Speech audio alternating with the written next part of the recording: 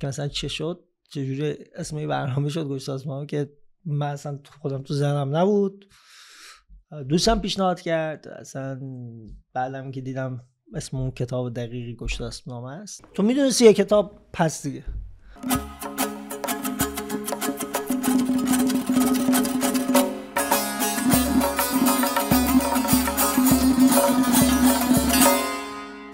سلام و درود، علی گشتاسبی ام، اینجا گشتاسبی است. خب همچنان ما از بوشهر در خدمت شماییم، ولی خب پاییز شده و هوا خیلی بهتر از ماهای پیش. ما در برنامه قبل داستان گیومرد رو به پایان رسوندیم، با اینکه یکم بالا وقفه افتاد داخل قسمت اول و قسمت دوم، ولی با این حال بالاخره این مرحله رو پشت سر گذاشتیم و رسیدیم بر سر داستان هوشنگ با فرهنگ و سنگ، هوشنگ پیشدادی.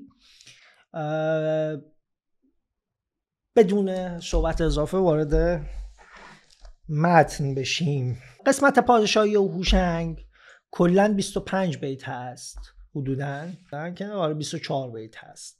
در این نسخه‌ای که من میخونم، نسخه آقای خالقی مطلق، چاپ انتشارات سخن، خود متن نیاز به توضیحات آنچنانی نداره، اما در مورد خود هوشنگ یک سری صحبت و سخن خواهم کرد که حق مطلب ادایشه، که اصلا چرا هوشنگ اینجاست. مثل همونی که در مورد گیومرد انجام دادم، ریشه کلمه چی هست و اصلا چطور بوده و چجوری اصلا پاش به اصطلاح به شاهنامه باز شده توضیح دادم. در مورد هوشنگ هم همین کارو خواهیم کرد. هوشنگ. پادشاهی هوشنگ 40 سال بود. جاندار هوشنگ با رای و داد، به جای نیا تاج بر سر نهاد. بگشت از برش چرخ سالی 40، پر از هوش مغز و پر از داد دل. چو بنشست بر جایگاه مهی، چنین گفت بر تخت شاهنشهی. که بر 7 کشور منم پادشاه، بر جا سرافراز و فرمان روا. به فرمان یزدان پیروزگر، به داد و دهش تنگ بستش کمر. جاندار هوشنگ با رای و داد، رای که یعنی خردمند و داد یعنی از عدل و داد و عادل، به جای نیا به جای جدش. یه چیزی که خدمتون بعد همین جا بگم، اینکه جدش، حالا نیا میشه به جای مثلا پدر بزرگش باشه، ولی نیا در زبان ما به معنای مطلق کلمه به معنای جد هست.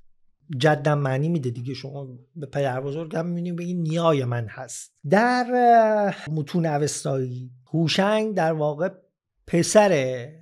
پسر سیامک هست، نه پسر سیامک هست، بعد فرگرد یا فرگرد اگه اشتباه نکنم اسم پدر هوشنگ هست و بعد هوشنگ هست. ولی در این شاهنامه ما اسمی از این آخری یا همین فرگرد نداریم، مستقیم میره به سراغ هوشنگ. به جای گیومرد انسان نخستین تاج بر سر نهاد. بگشت از برش چرخ سالی 40، پر از هوش مغز و پر از داد دل. خب اینجا یک نکته هایی که دارد این است که ما وقتی که شاهنامه رو شروع میکنیم و ابتدای شاهنامه بعد از دیباچه پیشدادیان است و بعد از پیشدادیان میگوید گیومرث یا کیومرث پادشاهی او مثلا 30 سال بود.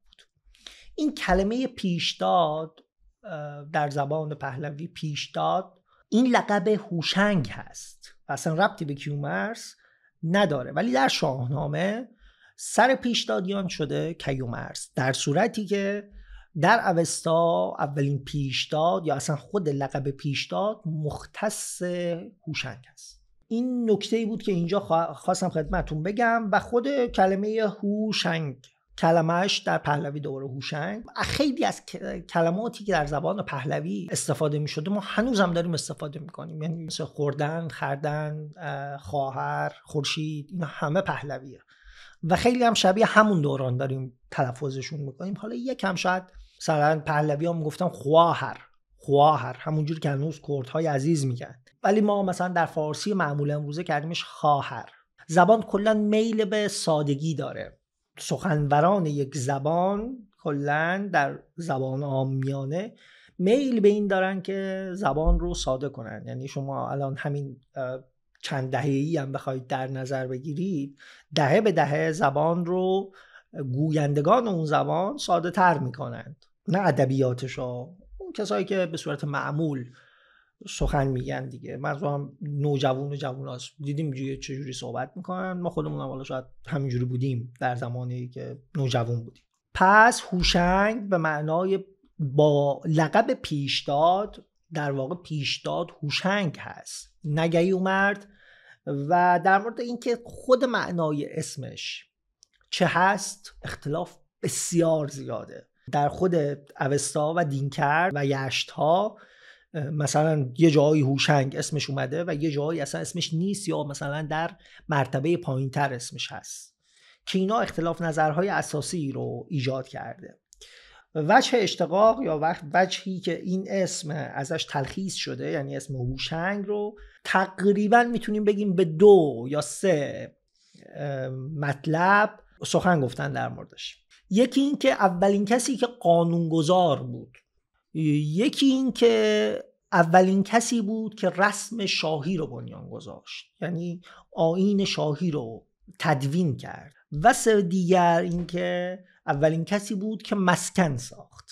از اسم هوشنگ هم مستشرقا و هم ایرانی ها، کسانی که اهل زبان بودن و دغدغه‌های زبانی داشتن، از کریستنسن دانمارکی اگه اشتباه نکنم تا مایر آلمانی اگه باز اشتباه نکنم مثلا سوئیسی یا اتریشی نباشه، یا دیگران دامستر، همه اینها در موردش سخن گفتن تا مثلا کسان دیگه. بالاخره به اتفاق هم رسیده نشده. این یک نکته. و یک نکته هم این که اسم هوشنگ در بین هندی ها نیست. خب این خیلی مسئله مهمیه. ما میدونیم اسم جمشید یمه در بین هندی ها هست. چو بنشست بر جایگاه مهی، چون این گفت بر تخت شاهنشهی. اینا توضیح که نداره که بر 7 کشور منم پادشاه، بر جا سرفراز و فرمان روا. به فرمان یزدان پیروزگر، به داد و دهش تنگ بستش کمر. داد یعنی عدالت، دهش یعنی بخشندگی، میبخشید به مردم. حالا اینجا بخشیدن مثل امروز نیست که طلا بده، تتر بده، دلار بده، فلان اینا. اینجا داشت بهشون میآموخت روش زندگی رو. سنگی انداخت شرار فزود، آتش دمید فروغی گشود. پادشاه آتش هوشنگا هوشنگ، ایران به یادش هوشنگا هوشنگ.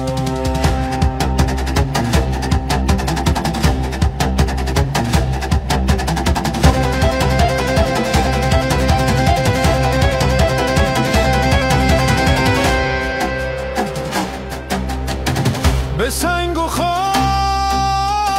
بنا نهاد، به سازندگی جهان گشاد. رهاورد او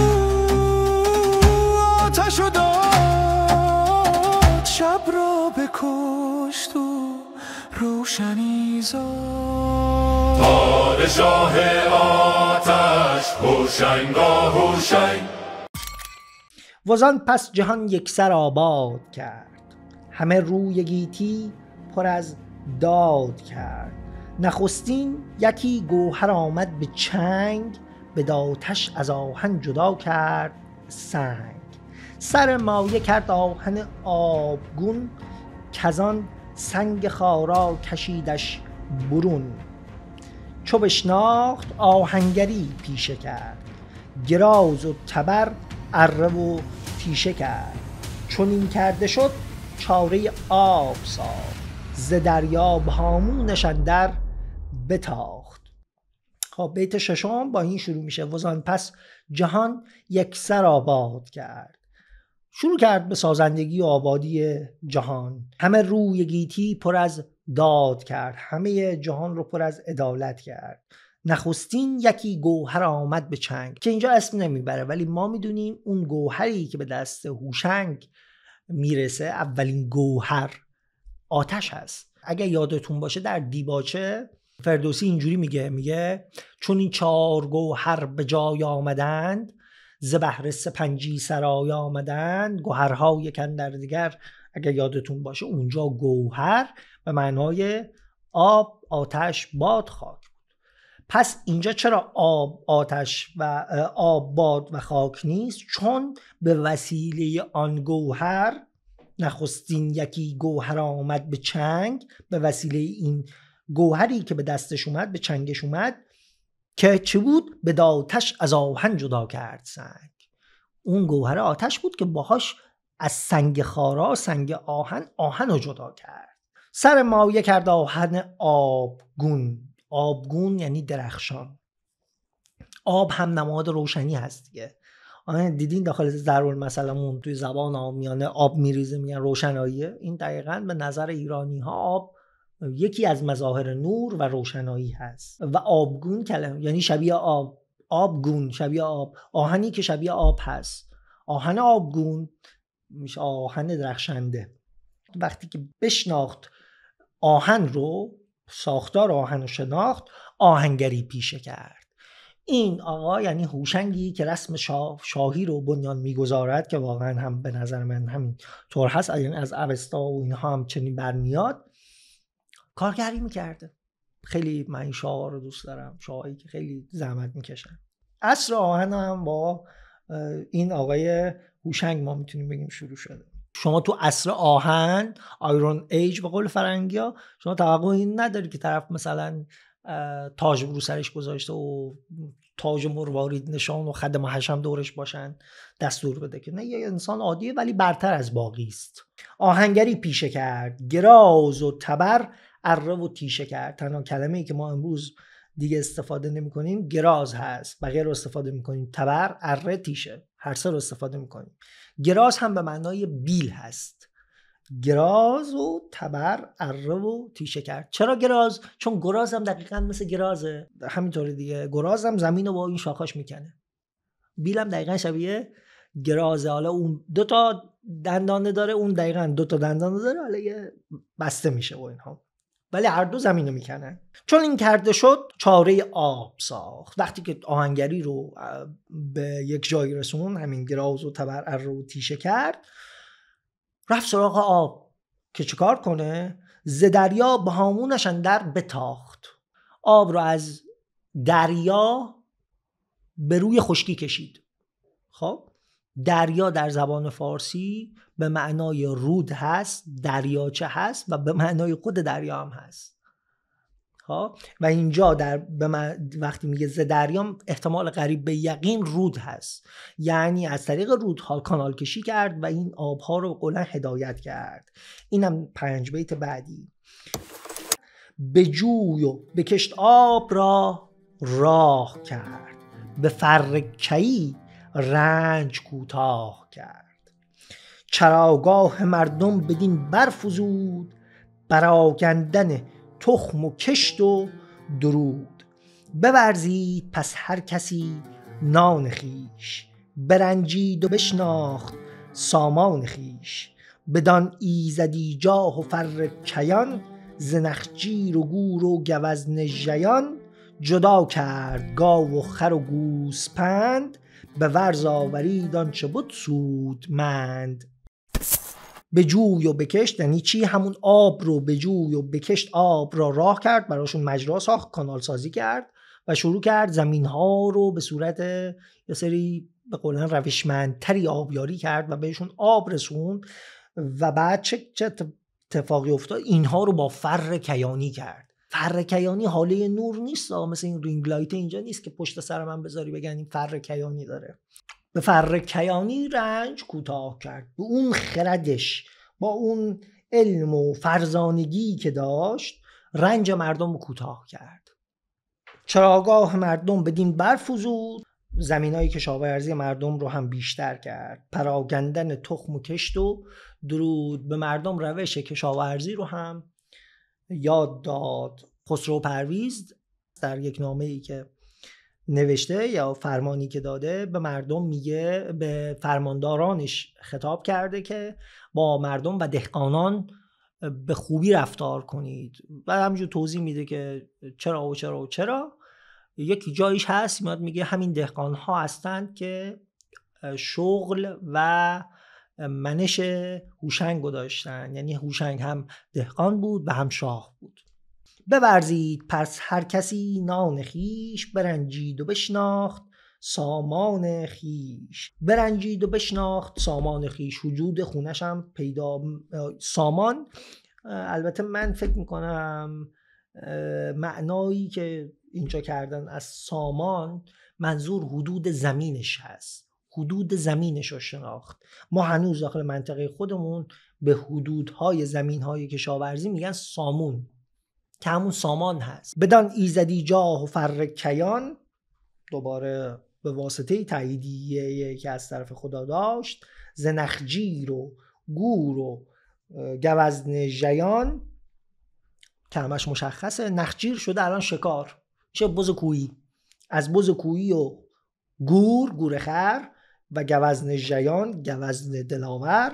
گوزن میدونین برای ایرانیا خیلی موجود عزیزی بوده، یعنی ما حتی در آثار ساسانی هم مثلا میبینیم که شاهانی بر سوار گوزن هستن و همین گوزنی که در آیین کریسمس هم هست باشه اونا گوزن شمالی دارن و این گوزن شمالی چرا باید از ما گرفته باشه؟ آخه شما مسئله تمدنی رو باید ببینید. شما در اروپای شمالی یعنی نوردیک تمدن اصلا صحبتشو که نباید کنیم که مثل صحبت سر یونانی ها و بربر هاست که یونانی ها به خودشون میگفتن آدم باقی بربرن.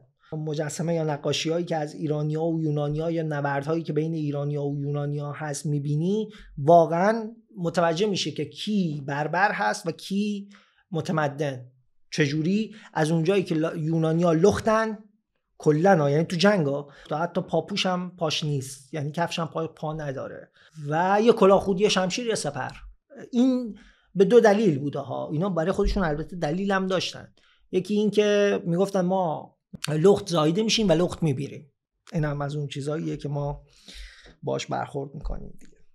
جدا کرد گاو و خر و گوسپند، به ورز آورید آنچه بود سودمند. همین ورزا هست که ما در خیلی از مناطق مثلا تو گیلان و مازندران اگه اشتباه نکنم، تو گیلان که مطمئنم، تو مازندران نمیدانم، ورزا میگن به گاو خودشون هم، گاوهایی که خب بزرگتر و قوی‌تر هستن و اینها برای ورز دادن و ورزیدن کار.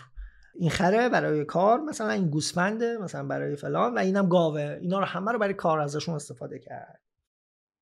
به دیشان بورزید و زیشان چرید، همی تاج را خویشتن پرورید. ز پویندگان هر چه مویش نکوست، بکشت و به سرشان براهیخت پوست. چو روباه و قاقم چو سنجاب نرم، چهارم سمور است کشموی گرم. بر این گونه از چرم پویندگان، بپوشید بالای گویندگان. برنجید و گسترد و خرد و سپرد، برفت و جز از نام نیکو نبرد. بسی رنج بردن در آن روزگار، به دفسون و اندیشه بیشمار. چو پیش آمدش روزگار بهی، از او مردری ماند گاه مهی. زمانه زمانی ندادش درنگ، شد آن رنج هوشنگ با هوش و سنگ. نپیوست خواهد جهان با تو مهر، نه نیز آشکارا نماید چهر. بیت 16. به دیشان بورزید و زیشان چرید. از ایشان کار کردن و با ایشان کار رو ازشون کار میکشید. در واقع از ایشان یعنی از اون گوسفند و گاو و خر کار میکشید و از ایشان چرید و ازشون میخورد، یعنی شروع کردن گوشتخواری. همی تاج را خویشتن پرورید. به واسطه شخص خودش بود که این تاج معنا پیدا میکرد. گردن تو تاج بر سر نزار و خدمت کن، تاج پرورده، یعنی داری تاج میپروری. مثل تاجیک ها هستی، تاجیک کسانی که تاج دارند. ز پویندگان هرچه مویش نکوست، از اون جونورایی که میپوین یعنی بدو بدو میکنن، کوچیک موچیک و بدو بدو چست و چابکن در واقع، هر کدومش که موی خوبی داشت بکشت و به سرشان براهیخت پوستشون رو کند و خلاصه پوستکنی کرد دیگه، شروع کرد دباغی کردن در واقع. بعد میگه این حیوانایی که پوستشون خوب هست برای دباغی کردن و چرم ساختن بقولن و یا لباس پوست داشتن، چه حیوانایی هستن؟ چو روباه و قاقم. منظور از قاقم، خود کلمه قاقم کلمه معرب شده کاکم هست. کاکم یعنی ایرانی ها بهش میگفتن کاکم همون سموره، نه سمور، راسو اینجوری بهتره. کاکم ایرانی ها به راسو میگفتن کاکم. سمور هم که سمور، چهارم سمور است کشمو گرم، یعنی طبع موش گرمه، طبع موی سمور گرمه. از اون بر این گونه از چرم پویندگان، از چرم اینها بپوشید بالای گویندگان، یعنی بالای انسان ها رو. هنوزم چرم خیلی دوست داشتم، من خودم خیلی چرم دوست دارم. برنجید و گسترد و خرد و سپرد. تمام شد، تمام اینها. هم رنج برد، سختی به کوشش کار میکرد، زحمت میکشید، به اصطلاح نشون داد. گسترد یعنی نشون داد، راه ها رو نشون داد، خورد روش خوردن و حتی این گوشت خوردن رو. حالا یکم به قولن ناملموس به این گوشت خوردن اشاره میکنم. ما حالا بحث گوشتخواری و گیاهخواری و اصلا گوشت خوردن که نخستین کسی که گوشت میخوره ضحاک است و اینا رو خواهیم رسید به. وقتی که میگه از ایشان چرید، یعنی از ایشان خودش چرید، نه که اونا چریدن ها. دقت کنید. حالا شاید اشاره به ماست گرفتن و شیر گرفتن و اینها باشه، از ایشان چرید، یا شاید از ماست و شیرشون استفاده کرد، اینم میشه، شاید صرفا گوشت نبوده باشه. برفت و جز از نام نیکو نبرد. پس کل زندگی ما هم همینه که هر کاری که میکنیم میرنجیم، یعنی زحمت میکشیم، میخوریم، نشون میدیم و همه اینها که باشه برای اینه که نام نیکو ببری ای دوست. چو پیش آمدش روزگار بهی، چون این روزگار خوب و خرمی که تلاش کرد و کوشش کرد و همه چیز رو نشون داد به پیشش اومد، بعدش پیشش اومد از اون مردری ماندگاه مهی، فقط ازش تخت پادشاهی به میراث موند. دقیقاً مثل نیاش، مثل پدر بزرگش، مثل گیومرد، تنها چیزی که ازش باقی موند یک چیزی که اسم و رسم و نام و نشانه. زمانی ندادش درنگ. اینا دیگه صحبت فردوسی، از اون قشنگاست و از اون حرفاییه که میگن با دائم میزننتش، ولی هر بار که میزننتش انگار نو هست. زمانه ندادش زمانی درنگ، شد یعنی مرد، شدن رنج و شنگ با هوش و سنگ. تمام شد رفت. دوباره سخن خودش، نپیوست خواهد جهان با تو مهر، نه نیز آشکارا نماید چهرش هم به تو نشون نمیده که ذاتش چگونه هست. سپاس از محبتتون بابت دیدن یکی دیگه از برنامه‌های ما و این هم پایانه. هوشنگ ایران به یادش، هوشنگ